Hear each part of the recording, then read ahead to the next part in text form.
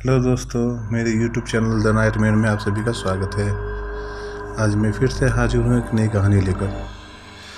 तो एक बार की बात है, पिंकी अपने सहेलियों के साथ बगीचे में खेल रही थी। तभी वो बगीचे के कोने से लगे जामुन के पेड़ के नीचे खड़ी हो गई। हमारे यहाँ गांव में ऐसी मान्यता है कि जामुन, बरगद, पीपल जैसे पेड़ पर भूत प्रेत का वास होता है। उस जामुन के पेड़ पर भी एक प्रेत का वास था।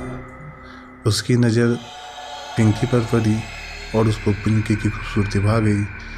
तभी उस भूत ने पिंकी के सिर पर सिंदूर गिरा दिया। जब पिंकी खेलकर शाम को घर पहुंची तो उसकी माँ की नज़र पिंकी के सिर पर पड़े सिंदूर पर गई। उसने पिंकी से उसके बारे में पूछा तो पिंकी ने कहा कि मुझे कुछ नहीं पता। कहकर वो नहाने चली गई। बात आई गई हो गई। लेकिन अब पिंकी की तबीयत खराब रहने लगी। उसका शरीर कमज़ोर होने लगा था। इस बात की चिंता सबको होने लगी थी। फिर पिंकी के घर वालों ने सोचा कि पिंकी की शादी कर देते हैं तो शायद माहौल बदलने से उसके स्वास्थ्य में सुधार हो। फिर पिंकी की शादी तय हो गई। शादी वाले दिन जब बारात पिंकी के दरवाजे तक आई तब तक सब कुछ ठीक चल रहा था।